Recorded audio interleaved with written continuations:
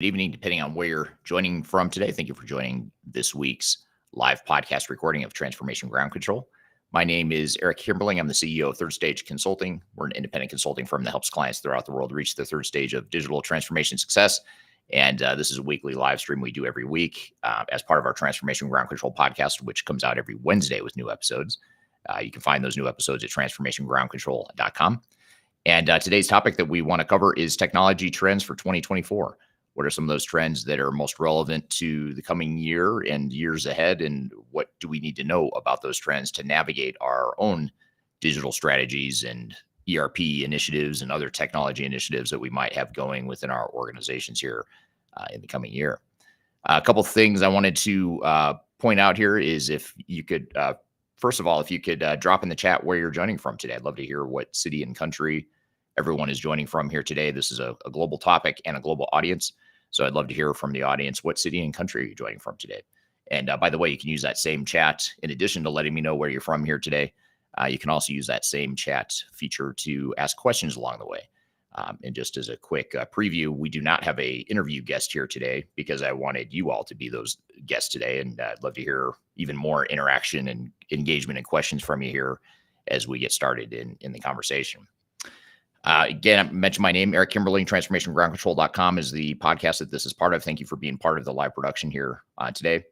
And let's jump into it. I guess the first thing we'll talk about is the overall trends for 2024. And actually what stimulated this topic, not only is it that time of year where we're all sort of thinking about the past year, what did we accomplish? What didn't we accomplish? What are we going to plan for in 2024? Let's look ahead to the future. As we're all sort of going through that phase of discussion within our own organizations, thought it'd be helpful to talk about some of the technology trends. And there's a YouTube video I published not too long ago, and we'll see if we can drop it in the chat here for the audience. You can watch the video. In this video from my YouTube channel that I recently published, I talk about 5 trends, 5 technology predictions and trends for 2024.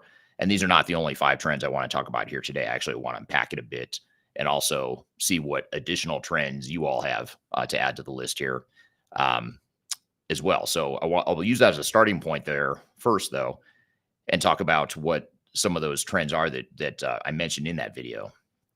And in that video, which, by the way, if you go to my YouTube channel, it's the featured one at the top of the YouTube channel page. So if you want to watch that little 10 or 12-minute video, you can do so. But I'll sort of run through the first 5 that I talk about, or the 5 that I talk about in that video, and then we'll come back through each of them. And then I'd love to hear your feedback on them as well. But first of all, when I look at some of the trends I talk about in that video, the first thing that I talk about in that video for digital transformation tech trends and predictions for 2024, one of the things I talk about is the realization of AI and analytics. It's pretty interesting how quickly AI has become very mainstream in the enterprise technology space just in the last year. If you think about it, it was really around this time last year that ChatGPT really burst onto the scene. And in 2023, especially in the early part of 2023, it really gained a lot of traction. And what it did is it forced this awareness of AI. Even though AI is not new, it forced this awareness and buzz at the consumer level. And because there's so much awareness and buzz at the consumer level, that sort of percolated or cascaded to the enterprise technology level. And so what you have is software vendors now trying to figure out, how do we leverage AI? Maybe they were dabbling in machine learning and different components of AI, analytics and things like that in the past, but now suddenly AI is top of mind for a lot of organizations. So the realization of AI and analytics is something that I think we need to look at and keep an eye on in 2024 and beyond, because all the major vendors are talking about it. All the major vendors are trying to invest heavily in the R&D cycle of AI, whether it's open AI or just using other forms of AI to enable their products. Those are some of the major ways that we're seeing AI affect the enterprise technology space as well. The other prediction I had, so that was prediction 1 for my video. And again, I'm just going to run through these real quickly and then come back to the audience and see what your thoughts are. So as I'm going here, if you have questions or comments, I'd love to hear from you. And I'd also love to hear, by the way, starting with the one I just mentioned, the realization of AI and analytics, what are your thoughts? Do you think that's a big deal? Where do you think software vendors and technology providers stand with AI? Do you think enterprises are actually going to start to benefit from AI here in 2024? Love to hear your feedback in the chat here, and I'm going to come back to your your questions and comments here as it relates to these in just a moment. So prediction one, realization of AI and analytics. Prediction two from my video was the increase of digital transformation failures. And what's causing that, there's some sort of sub trends underlying that is contributing to that. And the reason I call this out as a prediction or a trend for 2024 is because if you think back, or if you sort of step back and look at the last 3 years since COVID, organizations have been in sort of go mode. They've been trying really hard to invest in technologies in a short period of time. In many cases, software vendors are sunsetting some older products. They're forcing customers to change quickly. And you're also running into some labor shortages as a result of that. So in addition to having a spike in demand, the sort of created demand for digital transformations happening now within a very narrow or tight window, you add to the fact that finding good IT help and IT staff is very difficult. And so all those things are creating this perfect storm that is causing more risk and more transformation failures. And we're actually seeing that in our expert witness practice, as well as our practice for recovering failed or troubled digital transformations and ERP projects. So we sort of see the symptoms as a result of our business or the business that's coming to us. But if you dig below the surface and look at why is that happening, those are some of the major reasons why that is. So transformation failures, or the increase of failures, is number two. And then number three on my list of predictions was the deterioration of the traditional ERP systems. And this is something that I've been saying and predicting for a couple of years now, and it creates a lot of controversy. A lot of people, there's some that agree with me, and a lot of people strongly disagree with me. So I'd love to hear your feedback here on this point. But the reason I call out the deterioration of traditional ERP systems is because you have such a proliferation of new technologies that are changing quickly and changing faster than the average big incumbent is able to adjust. So whereas you have some of the big providers like SAP and Oracle and Microsoft that are providing these big, scalable, massive solutions, which are great on one hand for the companies that need big, massive, scalable solutions, you also have sort of the dynamic on the flip side of that, which is it creates an opening for a lot of startups and upstart technology providers and smaller technology providers to really attack certain vulnerabilities of their traditional monolithic ERP model. So you get, examples of AI providers or CRM providers, best of breed solution providers, industry specific solution providers that will never necessarily be a big SAP, Oracle, Microsoft. They might eventually get acquired by one of those guys, but that's a whole different story. They may not have that size and scale and reach yet, but they're going after a really narrow focused niche, and they attack that niche more effectively than a lot of those big incumbent ERP providers. And this, in my opinion, is nothing new. This is something that's been happening in the market for a couple decades now. I just think we're going to see it start to accelerate quite a bit. And if you look back, or you think back to Salesforce.com, back when Salesforce.com started in the late 90s, or even Workday. Workday, I think, started around that same time, or maybe they were more like the early 2000s. Salesforce is a CRM solution. Workday is a HR, human capital solution. They're not big, massive ERP systems, and they started off as very narrowly focused solutions, and they did that narrow solution really well. And it sort of chipped away at, it's been chipping away at the traditional incumbent ERP providers. And so much so that now I would argue that Workday and Salesforce have become sort of incumbent ERP providers because they've done it so well. And now they've created these large platforms and these large systems that are competing with the traditional ERP vendors. So that's the third thing on my list, was the deterioration of ERP systems. And then the fourth thing was the proliferation of software platforms. So focus on more platform and less on just specific applications. And this may sound like slicing hairs to some degree, but it's a really important one, because I think a lot of times when we go into a digital transformation, we think about what application or applications do we want to deploy. And we often don't think about what's the platform that we want to deploy, and then use that platform as a way to enable different types of applications that might enable the automation needs and the business process improvement needs of our organization. So that's one of the other ones is the software platforms. And then the fifth one on my list of trends for 2024 is IT labor shortages, which I mentioned a moment ago. So organizations struggling to find good IT talent, partly because the labor market is a bit screwy, for lack of a better word, since COVID, and it's been hard for a lot of organizations globally to find good talent.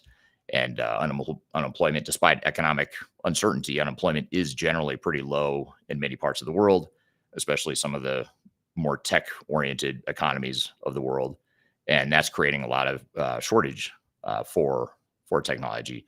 And again, when you combine the dynamic of this burst of activity in the digital transformation space, there's not enough labor or talented, skilled labor to be able to keep up with that demand. So those were the 5 main predictions I had from that video. And again, if you want to watch that video, you can go to my YouTube channel and watch the video about top trends and predictions for 2024. But would love to hear from the audience on your thoughts here as it relates to technology trends for 2024. So I'm going to turn to the audience right now and get to some of your comments and questions. First of all, I want to thank you all for dropping in the chat where you're joining from today. As I mentioned, we have people throughout the world that have joined today. Dubai in the UAE, Dubai again, 2 people from Dubai, Charmaine from South Florida, Toronto, Canada, Minneapolis, Minnesota, White Rock, British Columbia in Canada. Just a few examples of where people are joining from today. So thank you for dropping in the chat where you are and where you're joining from. And it's great to see such a global community joining us here today. So getting to some of the questions, though, and this is a really good one from Kyler on LinkedIn. Kyler says, how can a business ensure its processes are ready for AI? And I think this is a really good point because AI has really put the spotlight on the importance of not only processes and how processes impact data, but just data itself. How are we cleaning up data? How are we migrating data? How are we leveraging data to its full capability to be able to get the analytics and the business intelligence and the insights into our organization based on that data? And so AI, as powerful as it is and as exciting as it is, it's somewhat stunted or hindered by the fact that organizations don't yet have a handle on their data, the data sets themselves that they already have, the legacy data, as well as the business processes that contribute to the data integrity, if you will. And so I think to Kyler's question, how can a business ensure that it's ready for AI or that the processes are ready for AI? I think that's a key. It's a great question. And I think that in and of itself is sort of the answer, which is you have to define your processes and make sure you've mapped out your processes and use that as sort of a blueprint or a guide for how you're going to deploy technology, particularly AI and the data and the analytics behind it. And so again, you can go deploy all the AI enabled technology you want, but if the data and the processes supporting the data don't sync up or aren't effective, you're going to end up with a really expensive tool that could do a lot if only you could get it to work. So getting those processes and data things in place are very important. So that's a great question.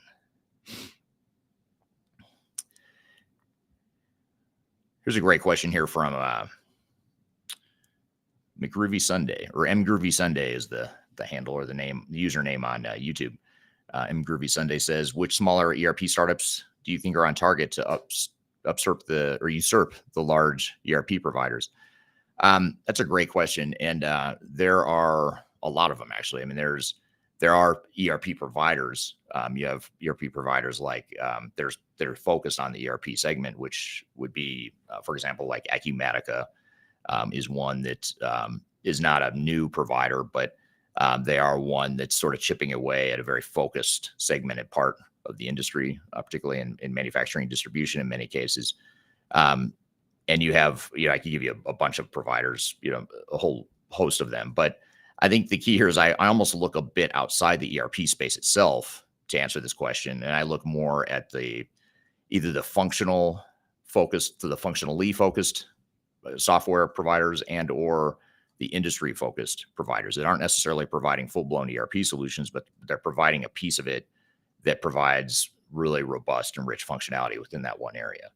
And so I think that's a way to look at it, is not just the traditional definition of ERP, but also what are these outlying areas within enterprise technology that are not necessarily ERP systems, but focus on specific parts of the business. So there are a lot of them. There's certainly within the CRM space, you have Sugar CRM, for example. That's one that's caught a lot of traction within just basic financials, especially for smaller companies. You have Xero, which is competing not only with smaller ERP systems, but they're also competing with QuickBooks on the finance and accounting side.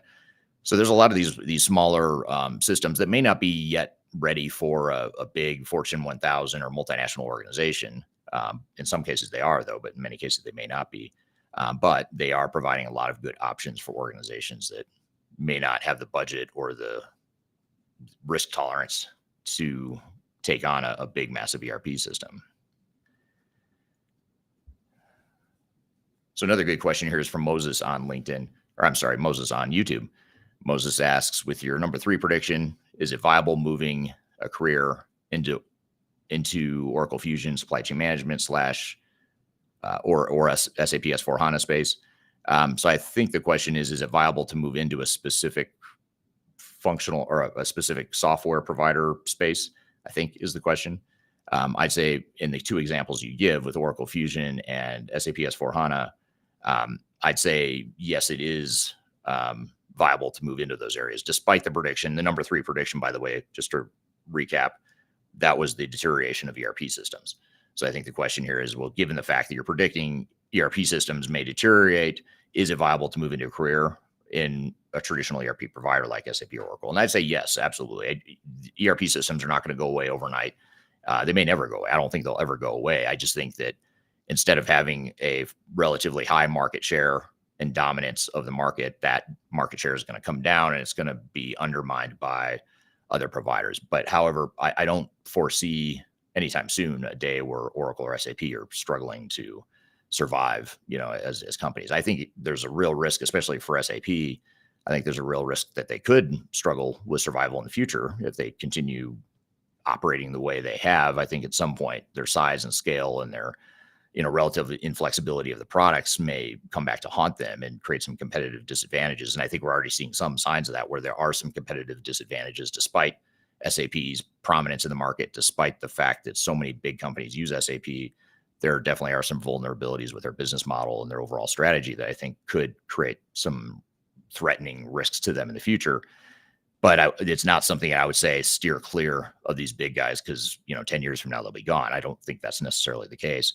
And even if it were true, the experience you get by implementing an SAP or an Oracle is very valuable that you can apply to other, technologies in the future if you decide yourself or if the market forces you to look at technologies other than the ones you might be focused on now within your career. So I know, for example, at Third Stage, when we hire people, we really like and are drawn to candidates that have experience with multiple systems.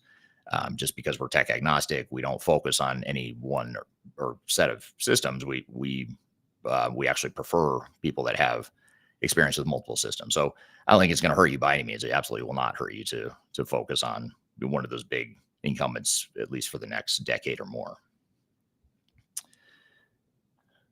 Let's see, a lot of good questions here. Thank you for all the great comments here. This is from Kyler, and I was laughing at the next comment that I'll get to here in a moment. So Kyler on LinkedIn says, I think businesses should prioritize healthy processes over technology. Absolutely agree with that. Could not agree any more with you. So that those business processes, especially with all the options in the marketplace and that sort of proliferation of platforms and different types of applications and things of that nature, that trend points to the fact that you need to have really solidly defined processes, and not only just processes the way they work today, but what is your future state going to be?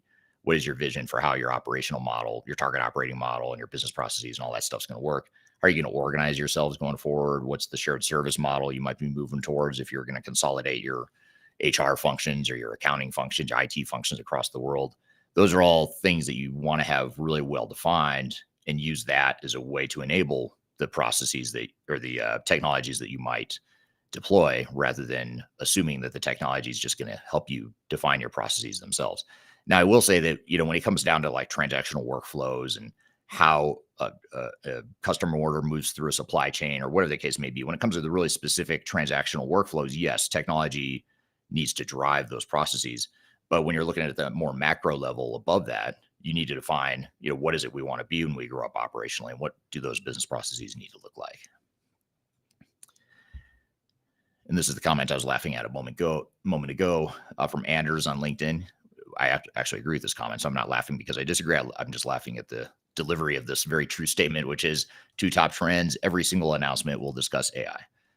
That's his headline trend here. And I think that's probably the safest prediction we could make for 2024 is that any vendor announcement, and you already see it actually. I think you're already sort of calling out the way things have already materialized, which is you go to any vendor conference. I go to a lot of these vendor conferences and I try to keep a pulse on what vendors are announcing for their roadmaps and where they're going in the future. And I can't think of a particular time in the last 6 months where a vendor has talked about the roadmap without mentioning AI, usually first. I mean, AI is typically the number one thing they're talking about.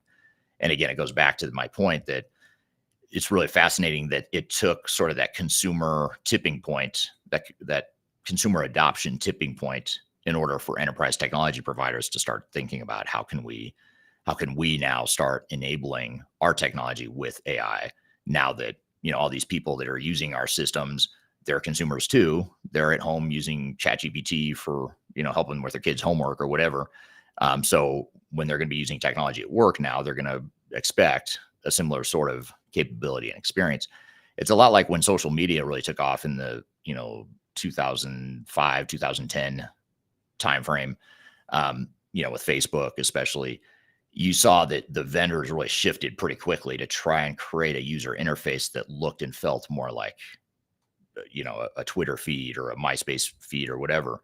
I think some of them tried too hard. They're trying too hard to replicate something that's not necessarily relevant to enterprise technology, but they were recognizing the fact that end users of their technologies were also end users of Facebook at home, and they were used to the Facebook experience or the Amazon experience or the Alibaba experience if in other parts of the world outside of where I'm at. So, I think that's what you're seeing now is now enterprise tech providers are sort of trying to catch up to where the consumers are, and they're trying to meet the consumers where they are. Although in this case, I'll say AI is a lot more relevant to enterprise technology than social media's impact on enterprise tech, in my opinion.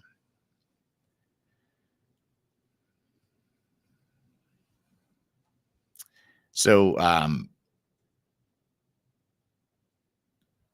there's an interesting comment again from Anders as a follow-up to his comment before about AI being in every announcement. But he says the top trends, number one, AI is in every single announcement anywhere, and no marketing piece goes out without it. Absolutely true. I agree with that. In fact, it does make me wonder, though, if you're a software vendor, is there some other message that might make you stand out if you don't talk about AI? I don't know. You just sort of maybe AI becomes a bit secondary for some software vendors, and they have some other great magical feature that they want to focus on instead. I don't know, but that'd be the only potential exception I could see there. But the second thing Andrew says here, he has two top trends. One is that AI being in every single announcement. Number two, the instant disappearance of blockchain and headless as buzzworthy concepts. And blockchain especially, it's really interesting that you say that because it's funny how quickly the blockchain buzz died. When AI came along, all of a sudden now we're not really talking about blockchain like we were a couple years ago. In certain spaces like in food and beverage, you do talk a lot about it. Supply chain management relies on blockchain quite a bit just to be able to see what's going on in your supply chain and be able to track food and other regulatory reporting requirements throughout the supply chain. So I think it's interesting how quickly the trends have shifted. And it brings up another point, which is I don't recall a time in my career in 25 years where a single technology and a single trend really took the world by storm super fast. Even though, again, AI is not new. AI didn't just come out last year, but OpenAI and ChatGPT made it very popular. And, it's so much so that you start seeing AI and ChatGPT talked about in pop culture. South Park had for those of you in North America that are familiar with the show South Park and maybe other parts of the world too, it's a comedy cartoon sort of show. And they're usually good at keeping up with pop culture in that show. And they had a whole episode about ChatGPT. So that's just a sort of a reflection of where we are in society, which is AI is certainly a buzz right now. But I don't recall a time in my career where something caught on that quickly and really took the world by storm in the enterprise tech space. I mean, analysts and vendors are always trying to create buzzy stuff, right? But this is one that they couldn't control. This is one that just in some ways came out of nowhere and caught fire pretty quickly. So a question here from Kyler on LinkedIn. Kyler asked, what about interoperable solutions? Are these going to be mainstream moving into 2024? And that's a great point. And I'm looking at my notes. I have my notes here that I used when I actually filmed that YouTube video to see if I even talked about interoperability. I did not. I don't believe I talked about interoperability in that video, or at least they're not my notes for me to talk about it. But if you watch my YouTube videos, you can probably tell I don't stick to a very solid script. Uh, I do move around a bit. I go off script quite a bit. So it could be that I mentioned it in passing, but it was not one of my main points. But I do agree that interoperability is an important trend. That's certainly one that fits with the software platform prediction, as well as the deterioration of ERP systems. So the fact that you have more focus on a platform that enables different applications, different third-party applications on that same platform, that creates a need for interoperability. So now you have a platform that's great. You're all on the same platform, but you still have different applications now that you're trying to manage. And interoperability solutions are ways to tie together those systems. And I think interoperability too is going to be really important as we go into 2024. And this is one that I would actually adjust, from the time I filmed that video 3 months ago, I think it was, until now. One thing that we're noticing in our business at Third Stage Consulting is that organizations, just in the last, I'd say 90 days, they're becoming more conservative and a little bit more cautious with how they approach their digital transformations. I'm not sure what exactly is driving that, but it is something that we're sensing, we're sort of seeing here in the second half of the year, where organizations are saying, hey, let's hold off a minute here on a full-blown massive digital transformation. Let's do some smaller scale incremental improvements now and sort of wait and see on the rest of the stuff, wait and see how the economy turns out, or wait and see how our business goes in the coming year.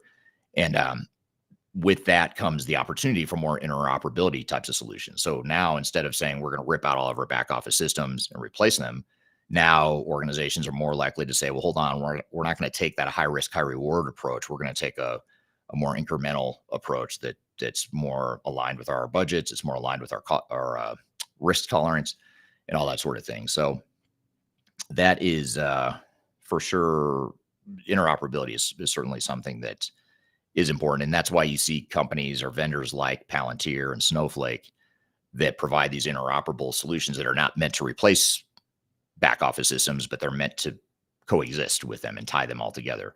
Somewhat, some might view it as more of a Band-Aid solution. So it's a way to put lipstick on a pig or tie together, using Band-Aids and duct tape, the systems you already have. But it is a good alternative. I mean, there's no rule out there that says you have to go through a big, massive transformation right now.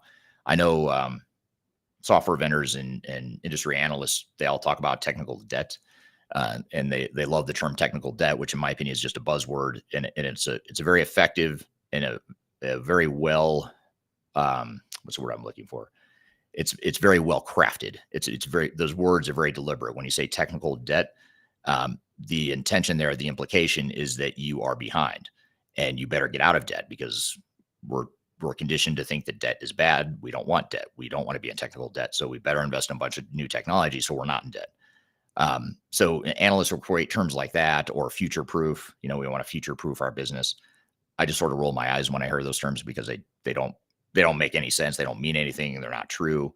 But it creates this perception of this sort of burning platform for change. We need to do it now.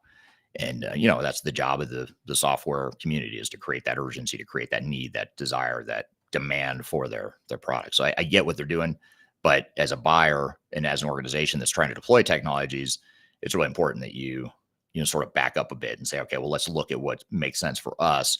Let's not panic because we have all this quote unquote technical debt that we need to get rid of. Let's be measured and rational about it along the way. And, Kyler did my dirty work for me here behind the scenes on LinkedIn. Shameless plug. If you're interested in joining our team, email us at work@thirdstage-consulting.com. So thank you for making that plug there. Yeah. If you are in the space, or you're in the ERP technology space, and you're interested in joining a growing team in a successful independent technology agnostic consulting firm, feel free to email us at work@thirdstage-consulting.com. And I'll leave that on the screen just for a second so you have that too. So here's some additional interesting comments. This one's from Lisa on LinkedIn. There's no getting away from AI now, and she's here from Austin, Texas. So thank you for joining here today. I'm curious to hear too from the audience. Just a question for all of you: what trends are you seeing? Like, what do you think is going to really shake the world here in 2024? What trends are you already seeing that are starting to pick up steam that we haven't talked about, or perhaps you want to build on any of the things we have talked about? Love to hear your comments, your predictions for the coming year. We've got a lot of really smart people in this discussion here today, which is why who needs a guest on the show when all of you are here. So that was part of my rationale for not having a guest here today.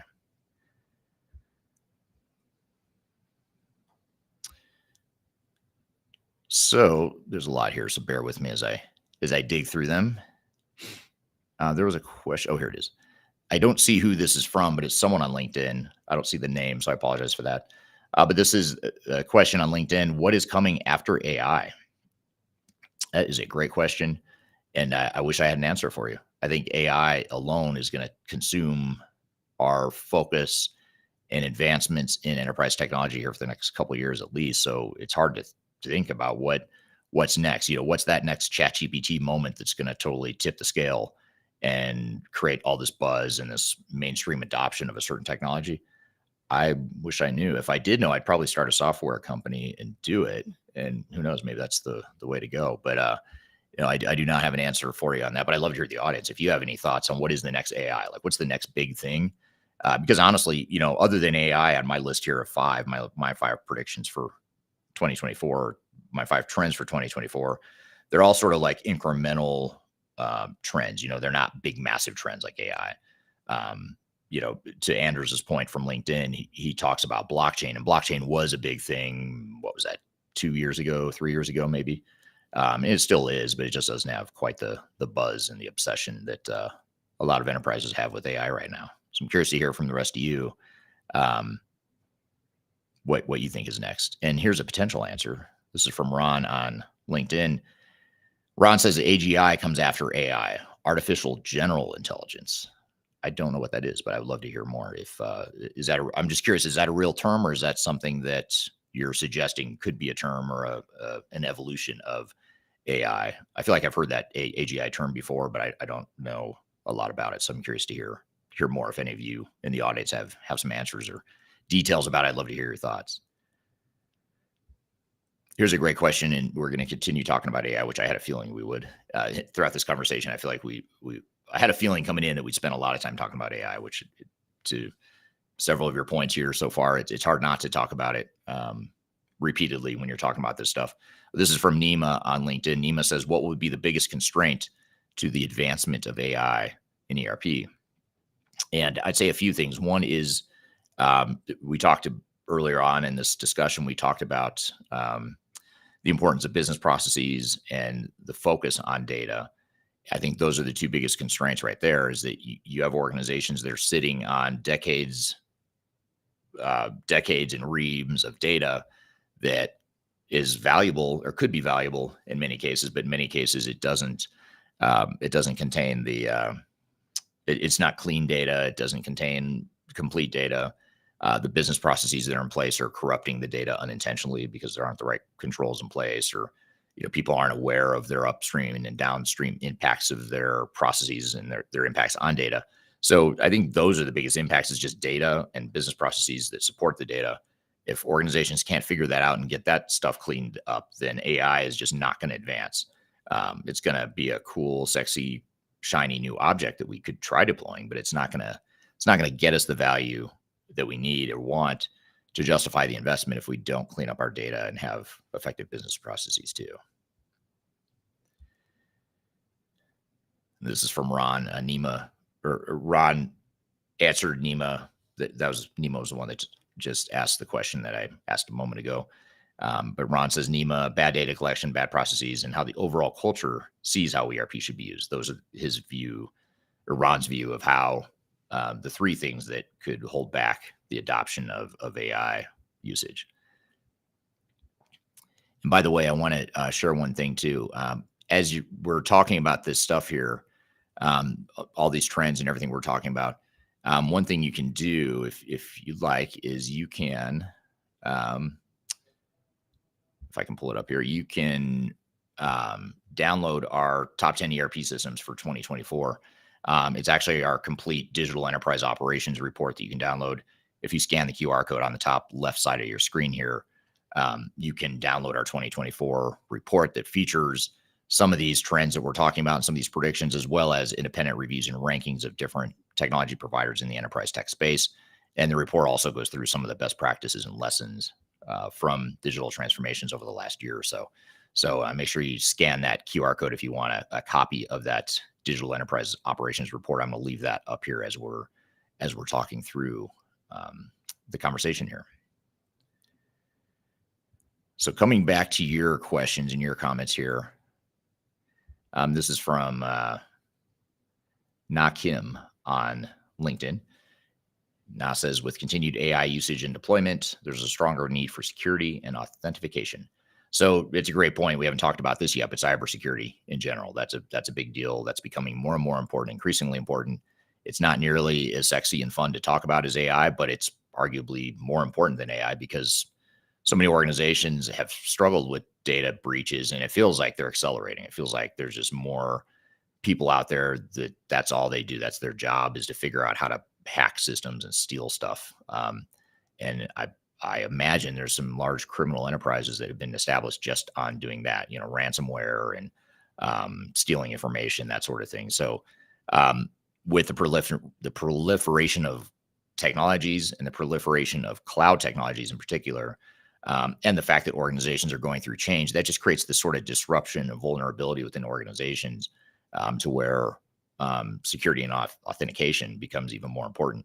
And the other thing too that's really interesting is if you look at some of these other trends we talk about, where I talk about interoperability, or we just talked about interoperability and applications, multiple platforms that organizations are using to enable their digital transformations. When you have these various different technologies in use throughout an organization, you're just creating or multiplying the number of exposure points or potential loopholes from a security perspective. And so, for example, you could implement a core ERP system, a modern ERP system, really tight security, all the security features you need and want. Your security user profiles are locked down and you've got it all figured out and dialed in.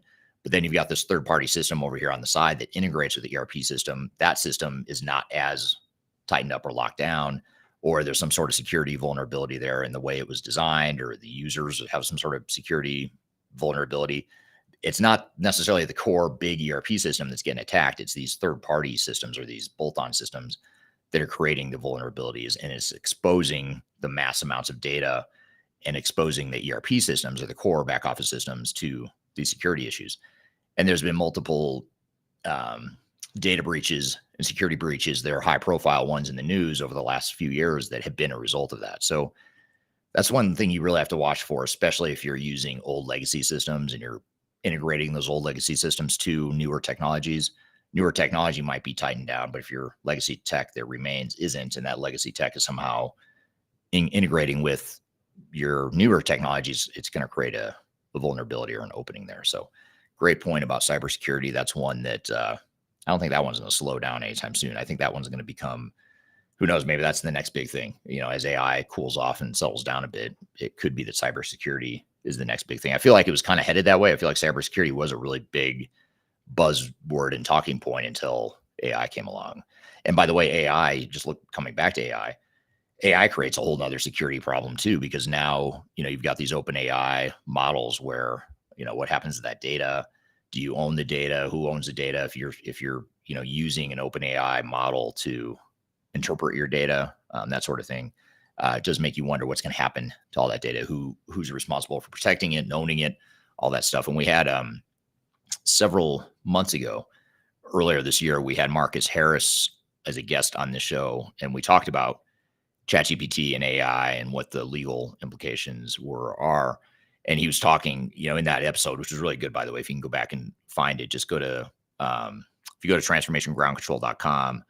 I wish I had the episode number just to make it easier for you, but transformationgroundcontrol.com is where you can find all the past episodes. But you can also just search Transformation Ground Control Marcus Harris and find the most recent episode that he was on here in 2023. And he talks a lot about that stuff. And it's really interesting because he talks about how, I think he was talking about how some consultants, some outside technical consultants were using client data and they're using AI, I think it was, to interpret data or to create some sort of analysis using OpenAI. And he was talking about how they were taking confidential, proprietary, um, client sensitive information and using it in the AI model. And I might be, some of my details may not be exact here, but the general gist of it is he was talking about the vulnerabilities that creates and the legal risk and the data privacy and the intellectual property risk that creates when you use an OpenAI model or when you use other third-party solutions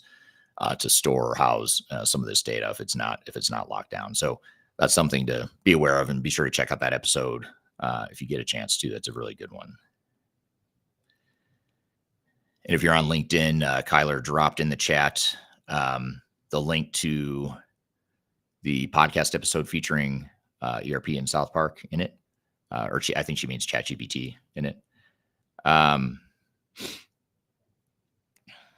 gonna combine two questions here because they're very similar, coincidentally, and they're both from YouTube too. One here is from David, who says, "Where do you see Dynamics F&O in the future, and what is SAP currently doing now?" And then AD from YouTube asks, "Where do you see Business Central in 2024?" And that's another version of Microsoft D365. So start with what David's question was, where do you see D365 and SAP? I will say that if you scan that QR code that I mentioned at the top of the screen, it says top 10 ERP systems on it, because that report that you get when you scan that QR code features our top 10 ranking, our independent top 10 ranking of systems. And Microsoft D365 F&O is number one on our top 10 list. We're not affiliated with Microsoft. We don't sell Microsoft. We don't care if you use Microsoft or if any of you ever buy Microsoft. It doesn't affect us at all.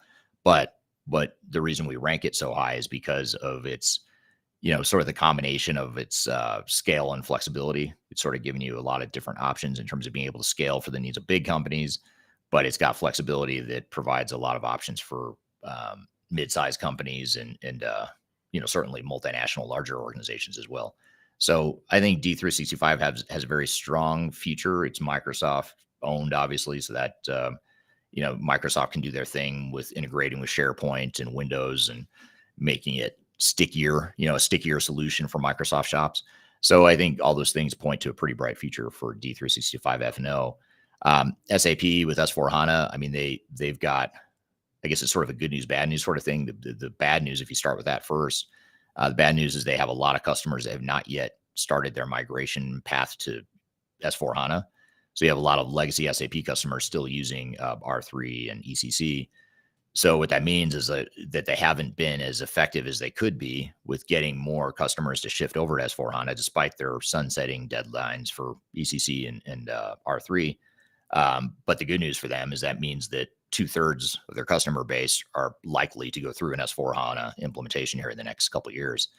So good news for SAP. That might be bad news for organizations trying to do that all at once, because it's going to exacerbate the problems I described earlier with labor shortages and too much change all at once, and organizations moving too quickly because they're being forced to by their vendors. That's contributing to transformation failures, and something that we all certainly need to keep an eye on.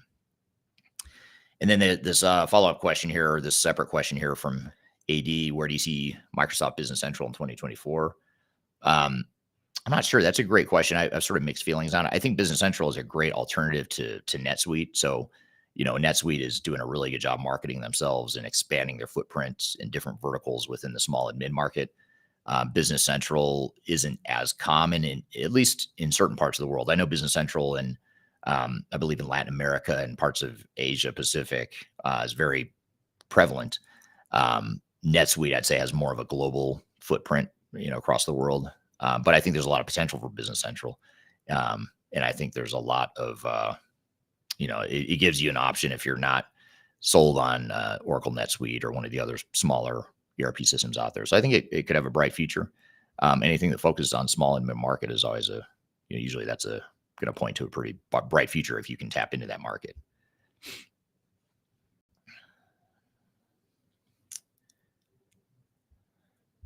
There's a comment from M. Groovy Sunday. Eric, I like the comment you just made. Who needs a guest when all of you are here? Love it. Well, thank you. This is actually super easy. I don't have to I don't have to think a lot. All I have to do is ask you guys a bunch of questions and read your comments and that sort of thing, and it makes it a lot easier. So uh, I would say the joke's on you, but I don't mean that in a bad way. You're making it easier for me. So thank you is probably a better way to say it. Um, Here's another comment from Lisa on LinkedIn. Accuracy of the data generated, streaming data. I think that's a response to the question about what's going to prevent AI from taking hold or becoming more prevalent. What about blockchain is another comment here from LinkedIn. Um, I think that's what back to the point we were just making earlier. I don't think blockchain's going anywhere. It just doesn't have all the hype it had before because it's getting overshadowed by AI. But I think blockchain is one that you still want to keep an eye on because part of the reason why the blockchain hype has settled down too is partly because the cryptocurrency hype has settled down quite a bit. And I think, the uh, the dust has settled, over all the hype over crypto. And I think some of that hype has sort of come and gone. And the underlying technology with cryptocurrency is blockchain. But from an enterprise technology perspective, blockchain is really effective at traceability and food and beverage and supply chains, things of that nature. So think about, what blockchain can do for an organization that produces food and they have a recall. They can trace back which lot of raw material caused or is associated with the recall. And it allows organizations to trace back through the supply chain, where those products are, the ones that use that certain lot that's getting recalled. Where did they get shipped to? Who has them? Allows you to track everything along the supply chain. So it can be super effective in situations like that. But even a manufacturer and supplier of widgets could benefit from blockchain because it's tracking that information along the way. I think the difference is, blockchain is more of a blocking and tackling, sort of a fundamental sort of underlying technology that allows you to have that visibility and traceability throughout a supply chain. Whereas AI is more broader than that. It can do a lot of different things. It can do more predictive stuff, the generative AI stuff where you can ask it questions. It, in some cases, can replace the need for creating reports or custom reports. It can replace the need from having to navigate a bunch of clunky screens. Now you can just ask the system what it is you need and get it. So AI is a lot broader, and I think that's why you hear more about AI because there's so many different use cases with AI or potential use cases with AI. Whereas blockchain is a little bit more focused and is a little bit more fundamental to some of the basic business processes. There are a lot of really good questions here.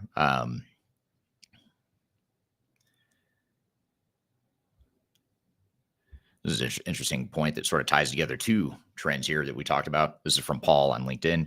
Attackers build their AI models to support their effort, which is super interesting. I had never thought of that and honestly didn't realize that cyber attackers, I presume you're talking about cyber attackers and hackers and that sort of thing. They're building AI models to support their efforts, which would make sense. I mean, it's a pretty manual effort. When I see some of the phishing emails I get, it's remarkable how much time must have been put into that one email. But it would make sense that AI, in addition to benefiting the legitimate organizations throughout the world, could also benefit the nefarious actors too. I think with AI, the one thing that freaks me out a little bit is the how powerful the generative AI models are with like creating a video of me. For example, if I want to create a video AI generated of me, which I've tested out before, it's kind of creepy, is I can create a video of me saying all these things that are not true or that I totally disagree with, but someone could create an AI model of me saying things that I never said and never would say, but it looks and sounds just like me. And so this deep fake type stuff, I think is where, I think that's where it's going to get real creepy because, what happens when I send a video of a CEO of a big company to an employee saying, hey, I need you to do whatever. I need you to do something illegal. And it looks totally legit because it looks and sounds like the CEO of that company or whatever. So there's a lot of weird stuff that I think we'll start to see in a lot of fallout, negative aspects of AI. So it really further perpetuates the need for cybersecurity, not just keeping the hackers out, but just educating the workforce about this stuff because cyber attackers are getting increasingly creative with their ways of going about it. I had one recently, by the way. I'll share this example. It was I don't know if this was AI generated or not, but I got an email from Fiji Water, who wanted to sponsor this podcast. They said, we're an ad agency for Fiji Water. We want to sponsor your show, and here's the details of what we want. And we are, we just recently started accepting sponsorships on the show, brand partnerships and that sort of thing. And so it was something I looked into. And so I emailed them back, and they responded quickly with all this information. The video, they sent YouTube videos of these are the clips we want to include. Here's a profile of our company, very legitimate sounding, very well written email. And then when I said, yeah, I'd love to hear more, they said, here's how much we're willing to pay, and here's the paperwork you need to fill out. And it had a little attachment link on it. And then I realized, oh, wait, this looks like a phishing scam. I don't feel like I should click on this. So I emailed them back and said, can you send me a PDF instead of whatever this weird attachment is? And they never replied and said, no, just click what we sent you.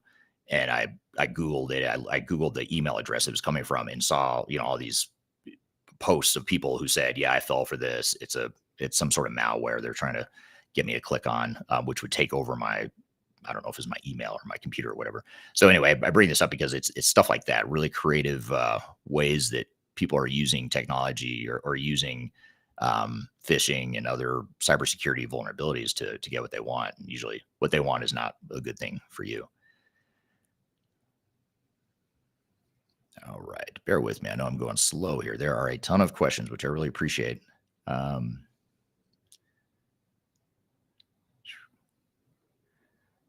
Lots of stuff here. Wow. Okay.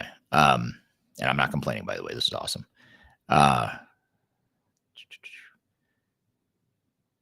So here's an interesting one from Paul on LinkedIn.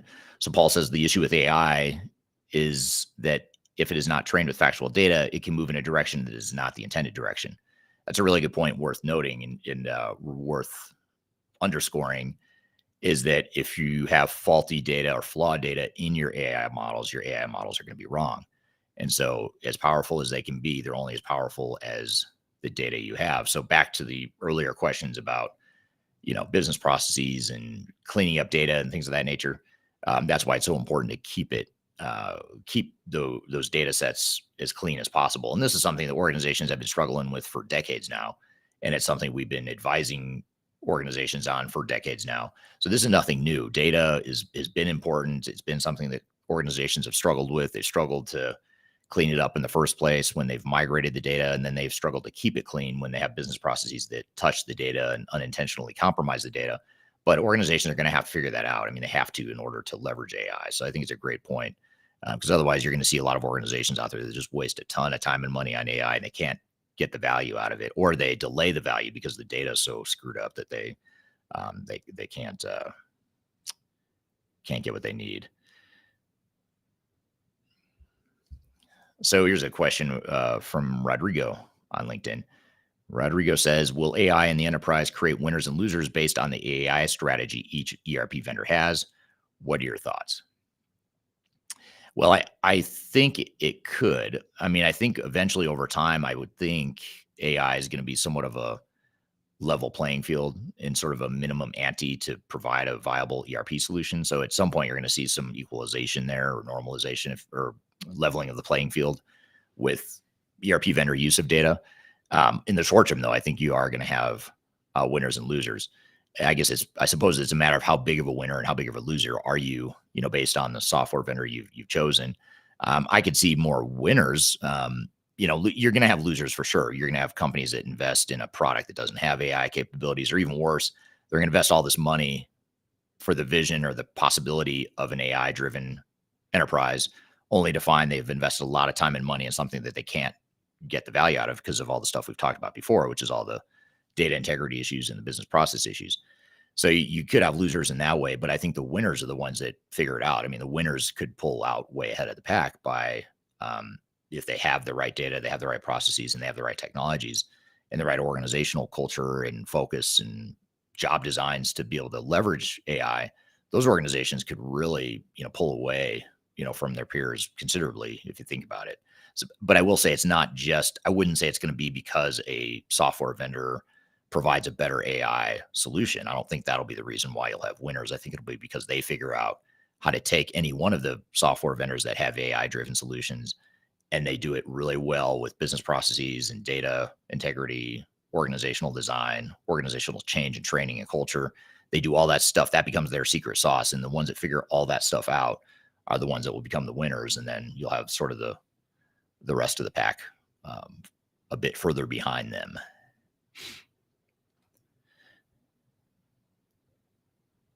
So another comment here from Kyler on LinkedIn. I feel that no one wants to talk about cybersecurity as it shows weakness in the business, and consumers are less likely to engage with the brand. It's a great point. I mean, in just adding to that, who wants to talk about cybersecurity? I mean, it's not nearly as cool. You look at like AI, that's cool, fun to talk about. That's possibilities and, upside. It's sort of a positive view of technology, whereas cybersecurity is all defense. And whenever I watch sports, I love defense. So I'm kind of weird. I don't like the offensive scoring and things like that. I like it, but it's not nearly as fun to me as watching the defense, because I think defense is harder and it's just more intriguing to me. And this is coming from I have no business stating an opinion here because I'm not a professional athlete, nor did I ever really do a lot with sports, team sports.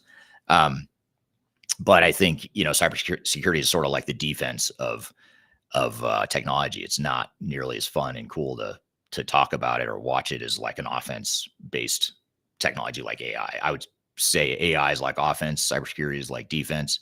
You need both, right? You have to have good offense and good defense. But a lot of times, a lot of us want to focus on the offense because it's more fun and exciting at times. Except for me, I think I'm an anomaly or an outlier in that way. I don't know a lot of people that like defense more than offense. And then thank you, Ryan from our team dropped in the LinkedIn chat the link to the YouTube episode of Transformation Ground Control that has that episode with Marcus Harris. So you can find that there. Thank you for dropping that in the chat. And we're running out of time here, so I might get to one more question, and then we'll go. Apparently, some of you have to drop too, from what I'm seeing. So here's a question I'll close with. I think it's a good career-based question. This is from Zlatan on YouTube. And he says, any advice as to how we can get more students involved in the ERP world? What are your thoughts on the fresh hires in this industry? It's a great question. I think it's worth asking and noting. I think there's a lot of opportunity in the ERP world. How to get them more involved? I'd say, if you can create partnerships with consulting firms and software companies that do ERP stuff, create those internship and real life job experiences for fresh hires. I think that's probably the best way to get them involved in the ERP community. It's also a great way to groom the next generation of leaders in the space too. The people we're bringing into the space now, and by the 2040 or whatever it is, they're going to be the ones leading this space. So we should probably get started on that. If we want to see what that next generation of leaders are going to do here in the next 10 or 20 years. So I think that's probably the best way. But great conversation here today. Thank you everyone for all the great questions. I really appreciate it. This time flew by. I wasn't sure how engaged this audience would be, but you did not disappoint by any means. You had lots of really good questions here, and I really appreciate it. So thank you for that. You'll be able to find this segment in our next episode of Transformation Ground Control that gets released a week from tomorrow. So it's actually not our next episode. Our next episode comes out tomorrow, but it will not feature this interview. The one a week from tomorrow will feature it. You can find the new episodes every week at transformationgroundcontrol.com. And if you go to transformationgroundcontrol.com as well, you can view all the past episodes as well. So you can kind of scroll through and see all the epic topics we cover in that podcast. It's about a 2-hour show we publish each week. So there's lots of stuff that you may have missed if you don't regularly listen. So be sure to check that out. And you can also go to that website at transformationgroundcontrol.com to see where you can subscribe to the podcast or watch it on YouTube, LinkedIn, whatever platform you want to listen or watch. So thank you very much for your time. Really appreciate it. Appreciate you all being here. We'll be here same time, same place next week, talking about something different related to digital transformation. So I hope you'll be able to join us. Thank you all for your time here today, and hope you have a great week.